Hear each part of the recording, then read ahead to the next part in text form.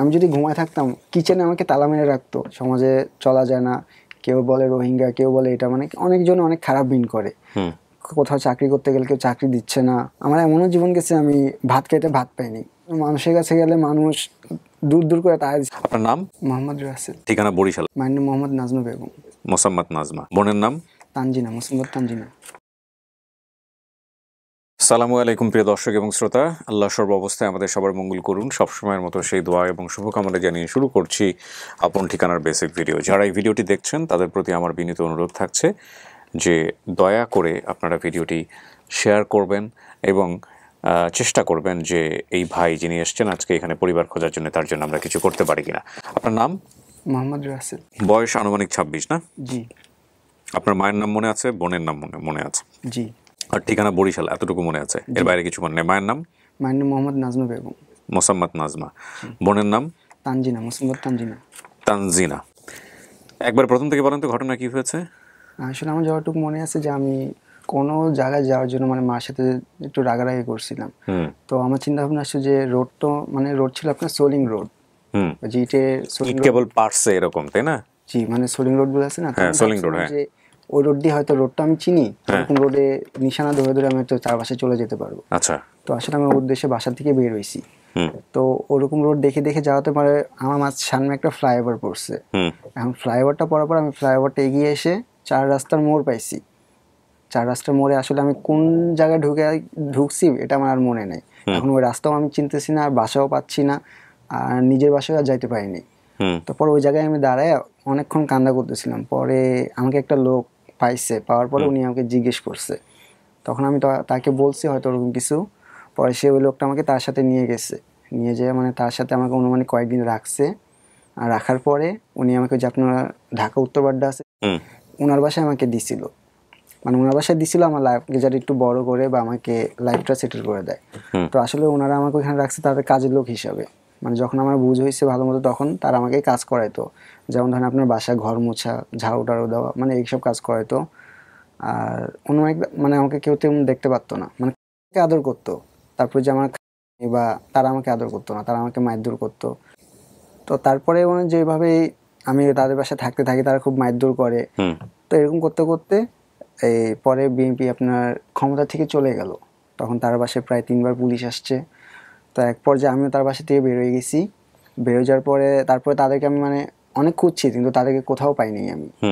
তারা শুনছি তাদের আত্মীয়র কাছে গেছি, তারা বলে তারা বিদেশে চলে গেছে, এখানে চলে গেছে, সেখানে চলে গেছে, মানে এরকম নানান ধরনের কথা বলে। কিন্তু তাদের ঠিকানা আমি আজও পাইনি। আর আমার মা বাবার ঠিকানাও আমি এখনো পাচ্ছি না, মানে আমার মা বাবাকে আমি খুঁজতেছি। আর আপনাদের ভিডিওটা আমি সবসময় দেখি, তো দেখার কারণে হয়তো আমার একটু বিশ্বাস যে আসলে আপনাদের উসিলে আমি হয়তো আমার মা বাবাকে পাইতে পারি। বাবার মায়ের কথা কি মনে আছে আপনার? আমার বাবাকে আমি তেমন দেখি নাই, আমার যতটুকু মনে আছে আমার বাবাকে আমি তেমন দেখি নাই। আমার বাবা দেখতে শ্যামলা, তার চাপ দাড়ি, একটু লম্বা। আমার ছোট একটা বোন আছে, ওর নাম হচ্ছে তানজিনা। ওর কথা আমি স্পষ্ট মনে আছে। কি মনে আছে? যে ওর নাম হচ্ছে তানজিনা।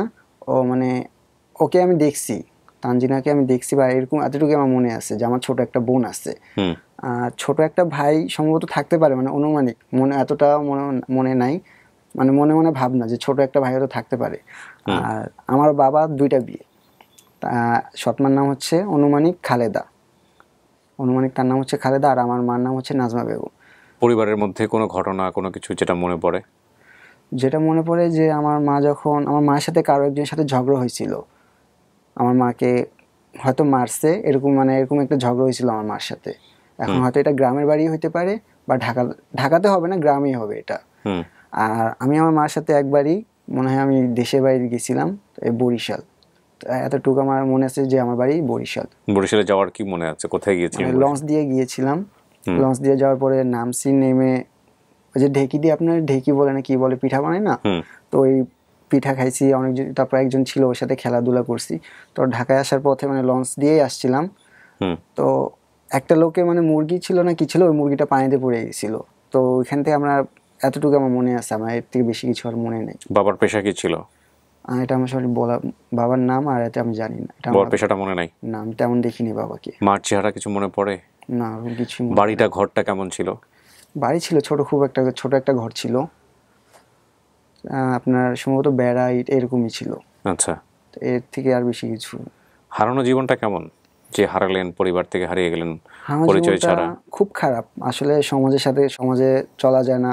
কেউ বলে রোহিঙ্গা, কেউ বলে এটা, মানে অনেকজন অনেক খারাপ বিন করে। কোথাও চাকরি করতে গেলে কেউ চাকরি দিচ্ছে না। চাকরির চেষ্টা করছেন কোথাও? চেষ্টা করছি, অনেক চেষ্টা করছি আসলে। মানুষ পরিচয় লোক ছাড়া এখন রিস্কাও দিতে চায় না মানুষ, বয়সে পরিচয় লোক নিয়ে আসেন। আর এখন আমি একটা কোম্পানিতে আছি আল্লাহর রহমতে। আল্লাহ আমাকে রহমত করছে, আমি একটা কোম্পানিতে চাকরি করতেছি। 8-9 হাজার টাকা স্যালারি পাই, ওটা হচ্ছে আপনার সিকিউরিটি গার্ডের চাকরি। আচ্ছা, আমার এমনও জীবন গেছে, আমি ভাত খাইতে ভাত পাইনি, আমার এমনও জীবন গেছে। ভাত পানে বলতে আসলে মানুষের কাছে গেলে মানুষ দূর দূর করে তাড়া দিচ্ছে। যখন আমার ছোটবেলার লাইফটা ছিল, আমি কাজ শিখতে চাইছি মানুষের, মানে আমার কাজে যাইতে চাইছি, মানুষ দেয় নাই কাজ, মানুষ কাজ দেয়, মানুষ সরাই দিচ্ছে। আমি একটা জায়গায় প্রায় 7 বছর কাজ করছি।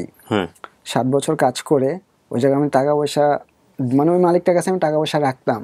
তারা আমাকে বলছিল যে তোমার তো কেউ নাই, টাকা পয়সা আমার কাছে থাক, তুমি যখন একবার যাবা, আমরা তো বিদেশ চলে যাবো, তখন টাকা পয়সা তোমাকে দিয়ে যাবো, তুমি একটা ব্যবসা বাণিজ্য করতে পারবা। ওই লোকটা আমাকে টাকা দেন, বরঞ্চ তারা আমাকে এরকম নির্যাতন করতো যে আমি শীতে ঝুলার চিন্তা ভাবনা করছি। এমন আমি এটা ঘটছেন নাকি? জি, কারণ সে আমাকে এতটাই নির্যাতন করতো। কি ধরনের নির্যাতন করতো? আপনার তাদের বাসা ছিল অনেক বড়, এই বাসার সম্পূর্ণ কাজ আমি একলা করতাম। আমাকে খালি মারতো। আমার পুরো শরীরে মারের দাগ আছে, আমি চাইলে দেখাতে পারি, আমার শরীরে মারের দাগে অভাব নেই। এই যে দেখেন, এখানেও আমার আছে, হাতে দেখতে পাচ্ছি একটা। তো তারা আমাকে খুব নির্যাতন করতো। তার ছোট একটা মেয়ে, আমি যদি ঘুমায় থাকতাম কিচেনে আমাকে তালা মেরে রাখতো।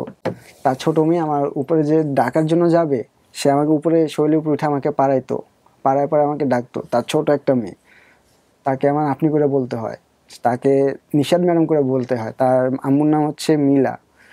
তারা একজন লয়ার ছিল, মানে এটা চেয়ারম্যানের বাসার পরে যার বাসায় গেছি আমি কাজ করতে, উনি একজন লয়ার ছিল।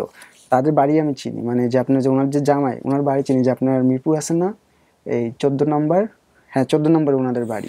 আমাদের আল্লাহ যে আর রহমানুর রহিম, এটা প্রমাণ করার জন্যে কিছুই লাগবে না।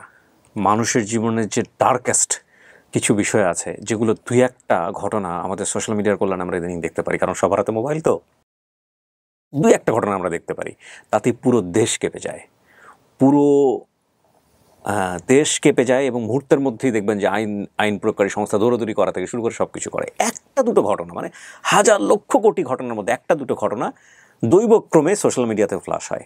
আর যিনি রহমানুর রহিম, তিনি উপর থেকে সব দেখেন, দেখে তিনি কি করেন, তিনি আমাদের তাৎক্ষণিক যদি পেনাল্টি দিতেন, একটা অপরাধের যদি পেনাল্টি দিতেন, পুরো পৃথিবী স্ম্যাশ হয়ে যেত মুহূর্তের মধ্যে। তো তিনি আমাদেরকে, আমার ওই ঘটনাগুলো শুনে মনে হলো যে আসলে তিনি দেন না। আপনি চিন্তা করেন, স্বাভাবিকভাবে একটা মানুষ, সে তো লেখাপড়া না জানুক, সে কিন্তু বোধ শক্তি সম্পন্ন মানুষ, সে কিন্তু পাগল না। কিছুদিন আগে ওয়ানে আমি এক ভাইয়ের ইন্টারভিউ করেছি, আপনারা হয়তো বা জানবেন, উনি খুবই পপুলার সাংবাদিক একজন, খুব বেশ কিছু সোশ্যাল মিডিয়ার কাজে দিয়ে। আমি ইন্টারভিউ করার আগে সে আমাকে বলতেছে, ভাই কি বলবো বলেন, একটা মানবিক কাজ করলে হাজার লক্ষ মানবিক কাজের এজেন্ডা তৈরি হয়। এই যে আপনার এখানে আসছি, হাতির ঝিলে 2টা অটিস্টিক বেবি পাওয়া গেছে, তাদেরকে হাতির ঝিলে ফেলে রেখে চলে গেছে 2টা অটিস্টিক বেবি, এবং এই 2টা অটিস্টিক বেবি, এদেরকে দেখে শুনে মনে হচ্ছে এরা সম্ভ্রান্ত পরিবারের সন্তান।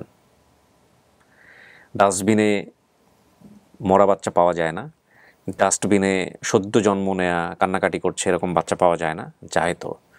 তো এগুলো কারা করে? আমরা মানুষরাই তো করি না?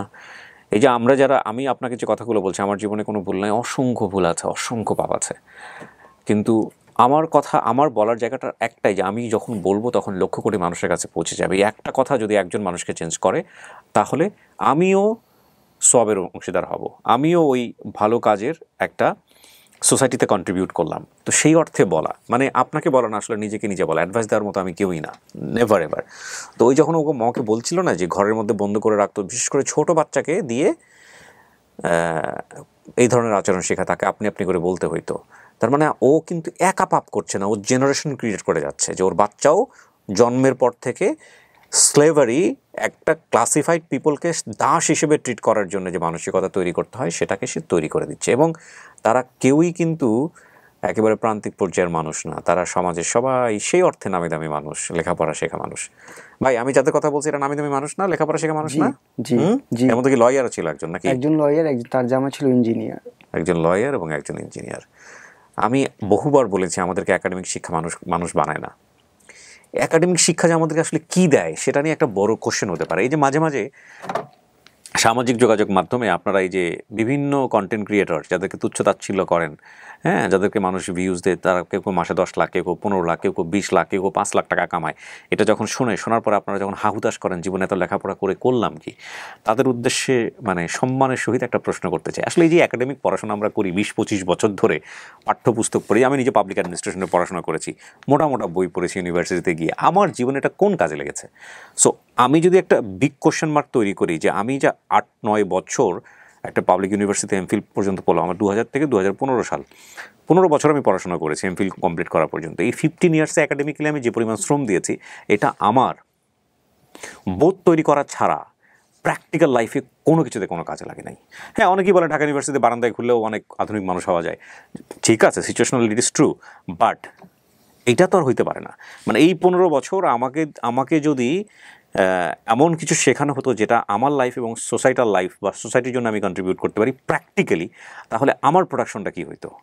বা এটা শুধু আমার না, আমি পুরো সিস্টেমের কথাই বলছি। সো একাডেমিক পড়াশোনা নিয়ে যদি যখন আপনারা মাঝে মাঝে এই বিভিন্ন ব্লগারদের আয় নিয়ে কম্পেয়ার করেন না, তখন আমার কাছেও মাঝে মাঝে খুব বিষয়টা হাস্যকর মনে হয়। অনেক একাডেমিক পড়াশোনায় অনেক ব্রিলিয়ান্ট রেজাল্টে আসলে সোসাইটির কোনো কাজে লাগে না, ডেফিনেটলি লাগে না। সেটা নিয়েও আমাদের কথা বলার প্রয়োজন আছে, হয়তো একসময় পরিবর্তন হবে। এই একজন লয়ার এবং একজন ইঞ্জিনিয়ার। কিছুদিন আগে এক আপার খবর আমরা জানলাম যে আপা মডেলিং করে বেলায়, টিকটক করে বেলায়, তার বাসা থেকে একটা মেয়ে বের হয়েছে, বিভৎস চেহারা, একজন সাংবাদিক, 71 সাংবাদিক, তারা ইন্টারভিউ করেছে। আমরা ওয়ানে আসবে খুব শীঘ্রই। ওয়ানটা নিয়ে আমি তেমন একটা বলি না, ওয়ান আমাদের নতুন একটা প্ল্যাটফর্ম, ইউটিউবে আছে, আপনারা গেলে পাবেন। ওয়ান স্পেস দিয়ে সকাল লিখে আপনি এন্টার দিলে আপনি আমার এই চ্যানেলটার খোঁজ পাবেন। খুবই নতুন, আমরা শুধুমাত্র ইউটিউবে আনছি, অন্য কোথাও এই ভিডিওগুলো নেই। তো ওনার কথা আমি বলছিলাম যে ওনার কল্যাণে মেয়েটার ট্রিটমেন্ট হয়েছে, মেয়েটা এখন সুন্দরভাবে পুনর্বাসন হয়েছে, বাড়ি ফিরে গেছে। এটা একটা, আমি মিডিয়াতে কাজ করি, আমি ভাইয়ের বরাত দিয়েই বলতেছি, এরকম শত শত আছে এবং এগুলো শিক্ষিত পরিবারে হয়। বুঝতে পেরেছেন? সুতরাং এই একাডেমিক শিক্ষা আমাদেরকে আসলে মানুষ বানায় না। তো ভাই, বাপ মা পাওয়ার জন্য আজকে এখানে আসছেন। আমি তো অনেক অসাধ্য আল্লাহ সাধন করার সুযোগ দিয়েছে, শুধুমাত্র বাবার নাম দিয়ে, মায়ের নাম দিয়ে, এলাকার নাম দিয়ে অনেক সময় পাওয়া যায়। বরিশালের গ্রুপগুলোতে আমার যে ভাই ব্রাদাররা আছে, তারা নিশ্চয়ই আপনার এই ভিডিও শেয়ার করবে। আপনার কপালে যদি থাকে নিশ্চয়ই ভালো কিছু হবে। আপনার আর কিছু বলার আছে? সব বলতে পারছেন? বিয়ে-শাদী করেন নাই? বিয়ে-শাদী দেয় না কেউ আইডি কার্ড প্রায় আজকে 9 বছর ধরে একটা মেয়ে আমাকে ভাই ডাকছে। হ্যাঁ, তাদের সাথে আজকে প্রায় 9 বছর ধরে সম্পর্ক। তাদের কাছে আমি একটা জিনিস চাইছিলাম, আইডি কার্ড। জি, তাও দেয় নাই। তারা আমার কাছে গেলেই টাকা কয় না। আগেও তাদের কাছে পিছনে 1800 টাকা খরচ করছি, কিন্তু কোনো আমার লাভ কিছু হইতেছে না। লাস্টে একটা কথা বলে শেষ করি। একজন মুসলিম হিসেবে এটা সবার জন্য দোয়া, সেটা হচ্ছে আল্লাহ যাতে কখনো আমাদেরকে কিয়ামতের মাঠে এই অবস্থায় দাঁড় না করে যে আমি তো তোকে মাফ করে দিছি, কিন্তু অনেক বান্দার হক তুই মারছিস, তাদের কাছ থেকে মাপ চেয়ে আয়। যারা এই ভিডিওটা দেখতেছেন তাদের জন্য এই দোয়া, আমার জন্য এই দোয়া। কারণ আল্লাহ শপথ করে বলছে সে কখনো বান্দার হকের ক্ষমা করবে না। এবং এইরকম এতিমের হক যারা মেরে খান, 1 টাকা হোক, 2 টাকা হোক, 5 টাকা হোক, বা সিচুয়েশনালি যারা ওদের কাছ থেকে সুবিধা নেন, তারা একটু চিন্তা করে দেখেন অ্যাজ এ বিলিভার হিসেবে যে বিপদটা আসলে কত বড়। শেষ করছি প্রিয় দর্শক এবং শ্রোতা, আজকের মতো এই পর্যন্তই। আল্লাহ একটা ভালো সংবাদের প্রত্যাশায় আমাদেরকে ফিরে আসার তৌফিক দিক, এই প্রত্যাশায়। আসসালামু আলাইকুম।